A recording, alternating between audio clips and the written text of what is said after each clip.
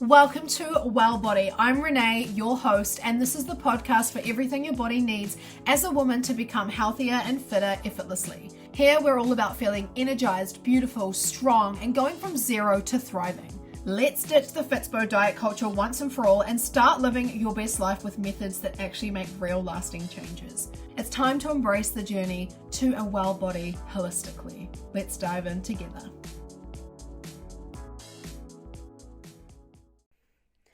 Hello everyone and welcome back to the Well Body podcast. I'm Renee, if you don't know who I am.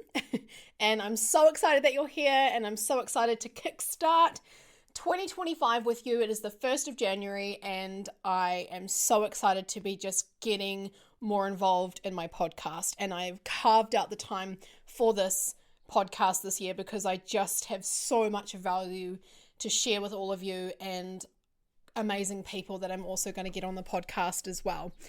So I'm excited to kickstart the first episode of the year talking about goals. So if you joined me for my episode that I released yesterday, which was the last day of 2024, we explored the power of energetics and how the energy we bring to our goals and intentions shapes the results that we see. So today we're going to dive even deeper into that concept as we talk about setting health and fitness goals that truly align with who you are and how you live. So getting a little bit more specific. The new year often brings a lot of pressure to fresh start or become a new you. But what if I told you that you don't need to reinvent yourself? Instead, just focus on stepping into your best self by working with your natural rhythms and energy rather than against them. So the whole new year, new me, this fails, and it always fails. Let's be real. The new year, new me mindset is literally everywhere in January. And this is a great marketing tool if you're trying to sell something in terms of it being a new year, new you, buy this activewear. New year, new you, buy this program. New year, new you, join this gym. And I get it. We have to find a way to make money in our businesses, but I don't want you to think that you have to do something, have to commit to something just because there's all this pressure that you've put on yourself to be a new you in the new year. So whilst that new year, new me might sound really motivating, it's actually rooted in a sense of lack, as if who you are right now isn't enough. That's the first mindset shift I want us to embrace. You are already enough. Goals shouldn't come from a place of feeling broken or inadequate. They should come from a place of self-love and empowerment. And yes, there has to be some kind of fear that drives us to wanting to do better, but we cannot make these changes if we are coming from a place of self-loathe. We can only make these changes if we are coming from a place of self-love, okay? So think about this. How many times have you set resolutions that felt exciting for the first 2 weeks, but by February you were back to square one? And that's because most resolutions fail for 3 key reasons. 1, they're not aligned with your lifestyle or your values. Or number 2, they are too drastic or unsustainable, especially if you've committed to doing 5 gym sessions a week and you didn't even do 1 last year. And number 3, they don't consider your energy levels or natural rhythms as a female. So instead of setting goals that feel rigid and overwhelming, let's shift to goals that feel flexible, energizing, and tailored to you. So the role of energetics in goal setting. If you tuned into yesterday, we talked about energetics. And if you haven't listened to that podcast episode and you're about to set yourself some goals for this year, I highly recommend you listen to that podcast first and then come back to this episode and finish listening to it. So how your intentions and the energy you bring to your goals affect their outcomes. This applies directly to goal setting. If you approach your goals with frantic, chaotic energy, you'll just burn out. But if you approach them with calm, focused, and aligned energy, you'll find the process much smoother. Now, the real intense goal setting from a pain point is a real masculine way of creating goals. And that works for some people 100%, and that's okay. But for a lot of us, creating goals from those pain point places don't work. And this has happened for me personally. I know a lot of people that it's happened to as well. And over my time working in the health and fitness industry, I've worked with a lot of clients who have set insane goals, never reached them, and felt defeated. And that's because the energetics weren't aligned. So here's a little exercise that you can do to help you with aligning yourself with your goals, okay? So number 1, reflect on your current energy. Are you feeling motivated? Are you feeling pressured? Start your goal setting process by journaling about what you truly want and why. And what I suggest you do is write a paragraph showing up as the person that you desire to be. And I really encourage you to use vocabulary that is in the now. So I am driving, I am wearing, I do this, I do that, not I want to have, I might have, maybe, wish, whatever. Make it sound as though it's already happening.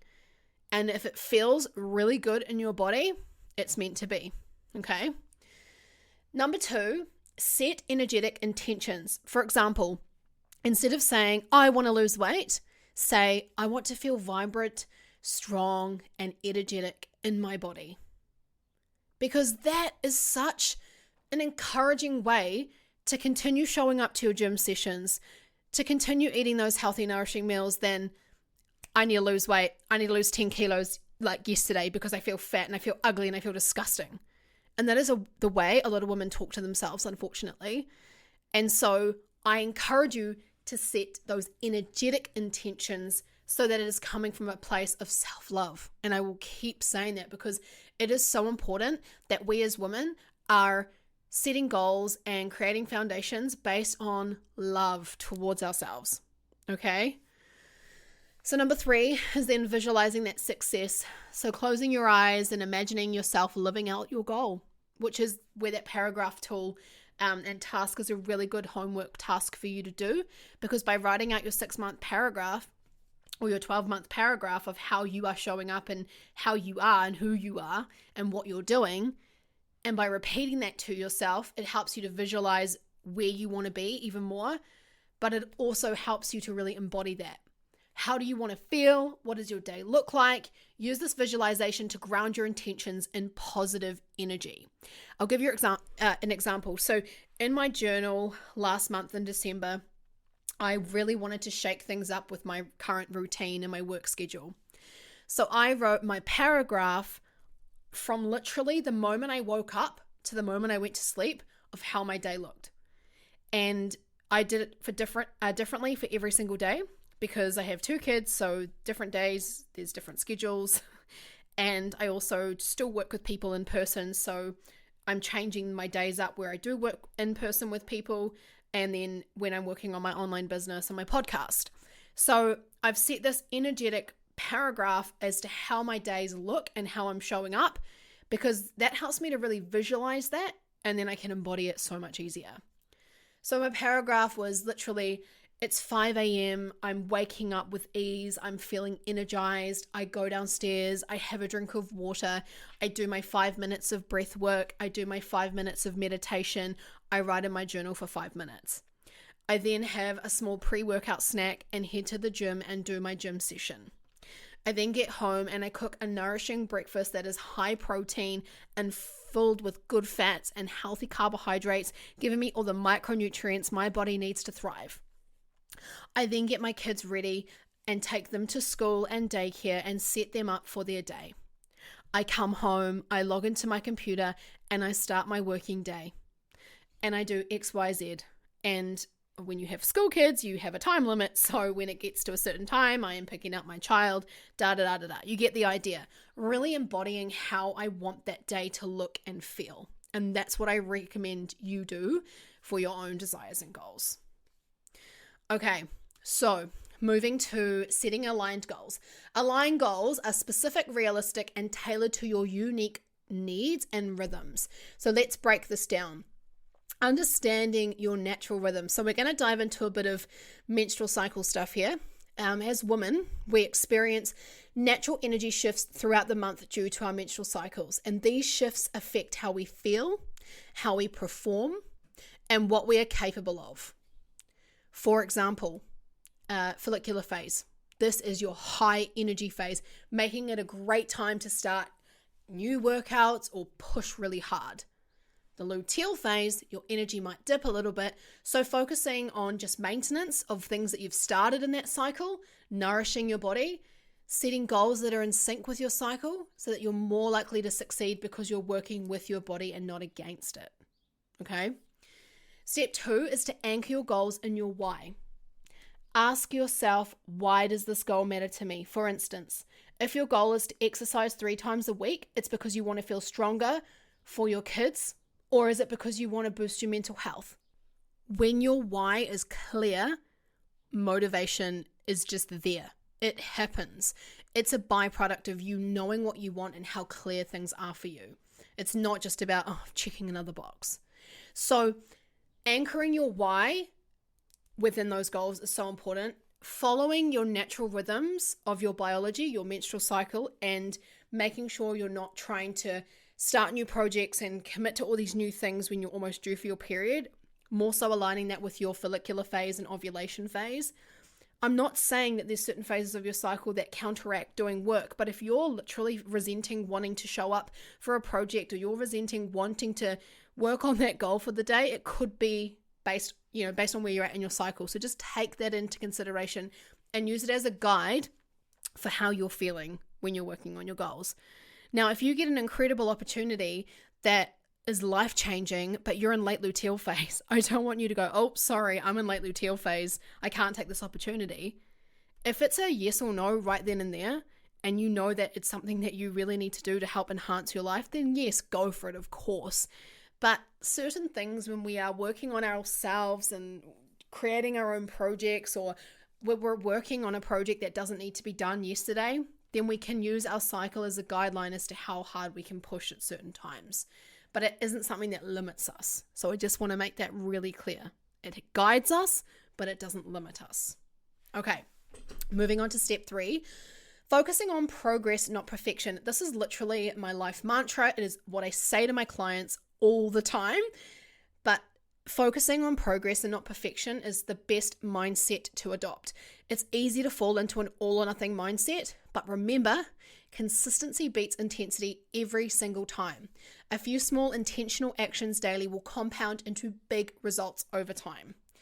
So this brings me into step 4, which is breaking it down. Instead of saying, I want to run a marathon, break it into steps. Because in order for us to embody the things we want to achieve, the things we desire and how we want to feel, we do need to take that action. It's not just going to magically happen without the action. Sometimes opportunities that we do manifest, yes, they totally come into our pathways, but we do need to be taking aligned action as well, okay? So instead of saying I want to run a marathon, you can break it into steps like, number 1, buying running shoes, okay, first step. Number 2, walk 20 minutes 3 times a week. If that's manageable, amazing. You're ready to move to step 3, which is gradually increasing your walk to a run, where you are doing a walk-run ratio. Each small win builds momentum and keeps you on track. You don't have to go and set this goal to run a marathon and then start running 48K tomorrow, because that is not going to get you to that marathon. It's about taking those small, gradual, actionable steps that help you to create that progress to be able to run the marathon. Breaking it down is so important, and it's going to keep you on track, okay? In the most beautiful way. Okay, we're going to move on to avoiding the common pitfalls. So let's address some of the common pitfalls that derail our New Year's goals. Number 1, overcommitting. We all do it. Us women try to do so much, and then we feel like shit when we don't achieve it all. But that's because we try to take on way too much. You've got to show up for yourself and show yourself more respect, and just commit to the things that you know are possible, rather than trying to achieve a 20-page to-do list with all these things that you think you should be doing, and you only get 3 things achieved. So be realistic about overcommitting. If you're juggling work, kids, and life, don't commit to a 6-day-a-week workout plan. Start small with 2 to 3 days and build from there. And once you get really good at those 2 to 3 days a week and you go, this is actually really manageable and I'm making it work, then add another one in. But don't overcommit yourself to doing too much just because you're in that new year, new me hype mindset, okay? We are literally bringing ourselves into this new year, and we are all about energetics. feeling good, how we're showing up, how we wish to show up, so that we step into that woman that we desire to become. Okay. Number 2 is neglecting rest and recovery. And we as women are so guilty for this. Oh my God. Rest isn't a weakness. I want to repeat that. And I am saying that from someone who is a recovering guilt addict. I literally would sit down and watch half a movie and feel guilty and feel as though I had to fold the washing or do something. So that is not rest. And I learned that the hard way when I burnt out last year. I burnt out 2 years ago now, 2023, burnt out from stress and overload. Now, to be fair, I'd gone through 2 natural disasters, and my physical business that I have flooded twice. I had to close my business down so many times in 2023 to repair stuff, to fix stuff, had to buy new things, had to go through all the insurance stuff. It was stressful. Then I had to deal with mold in the walls. Like, it was a lot. And I was so stressed. And every time I went to rest, I would feel guilty for it. And then I just became this inflamed, really struggling person because I neglected rest and recovery and felt guilty when I did. And, I was getting a lot of praise for how much resilience I had going through all that and COVID lockdowns and having to open and close my business like many other people did. And I think that having that praise got to my head a little bit. And it's good to acknowledge these things, right? When they arise. Because I was like, oh my God, I'm not resilient if I'm resting. I'm not resilient if I'm sitting down and watching a movie. I'm not resilient if I'm going to bed too early and not doing the things I need to be doing to get things back on track. So just remember that rest is not a weakness. It's only going to make you stronger. It's essential for progress. Honor your body's signals and allow yourself downtime, especially during your luteal and menstrual phases. Listen to your body, okay? Now, external validation.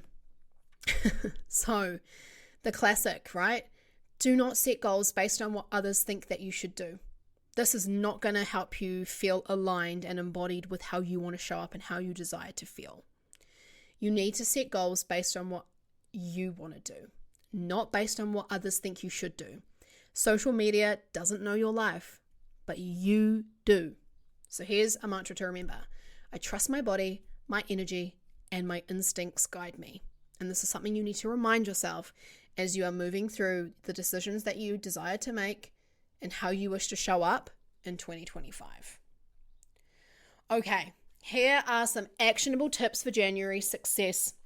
So to close this episode, here are some practical tips that you can implement right now. Tip number 1, schedule your workouts based on your cycle.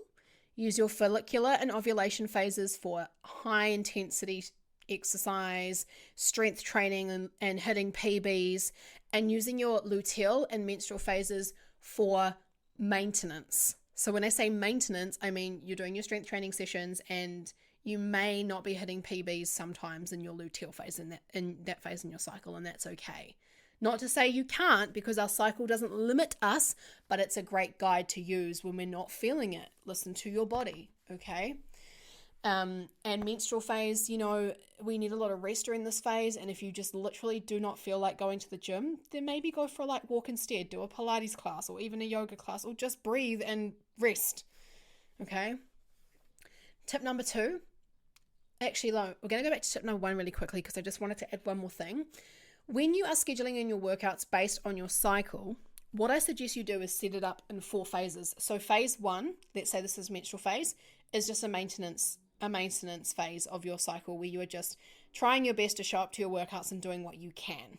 Okay, there might be a lot more recovery work and mobility work during this time because you just might be feeling fatigued, low in energy, and this might be a nutrition thing as well.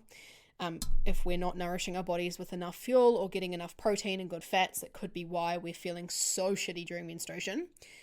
And then moving into follicular phase, so phase 2 of your workout cycle, you are trying to increase your loads, you're trying to hit some PBs, you're trying to lift a little bit heavier. Ovulation, again, you're adding in some sprints or you're trying to increase your weights even more. Then coming into luteal phase, we're coming into a bit of a maintenance again. So maybe beginning of luteal to middle of luteal phase in your phase 3 of your workouts, you might still be increasing the loads, or you might just be maintaining, and the goal is to just get to your sessions.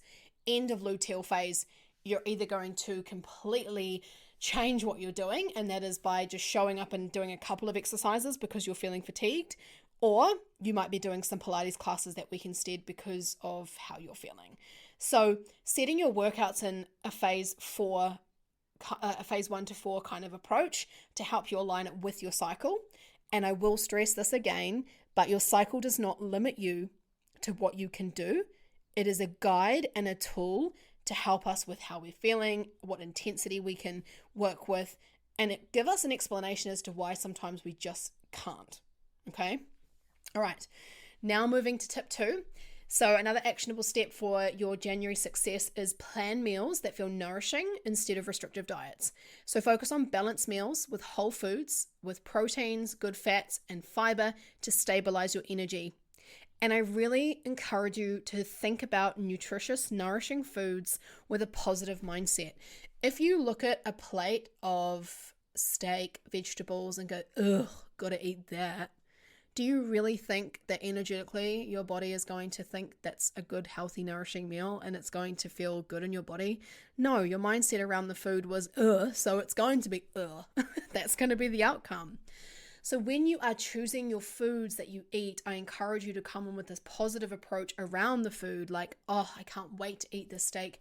It's full of iron. It's going to give me protein. I can't wait to eat the vegetables that I've made with it because they are my favorite vegetables and there's so much color on my plate and my body's getting so much micronutrients right now.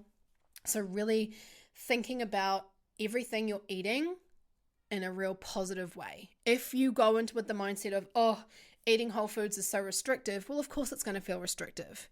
And we don't want to be restrictive anyway. You know, it's important that we eat as many whole foods as we can so that we are nourishing our bodies to thrive, but it's also okay to have some ice cream or a piece of chocolate. It's not the end of the world. So we're doing the best we can to be in this progress mindset, not this perfection mindset. Okay? Not every day is going to be perfect, and that is so fine. Because if you ate, let's say you had a 7-day week and 4 out of those 7 days you ate really incredible food, you hit your protein targets, you ate lots of varieties of vegetables, you had incredible protein sources, and 3 days were not so balanced, but they were okay. That's still great. That's still making progress. That's not a waste of a week. So you need to start looking at your weeks like that, and food is going to feel less restrictive for you. Okay?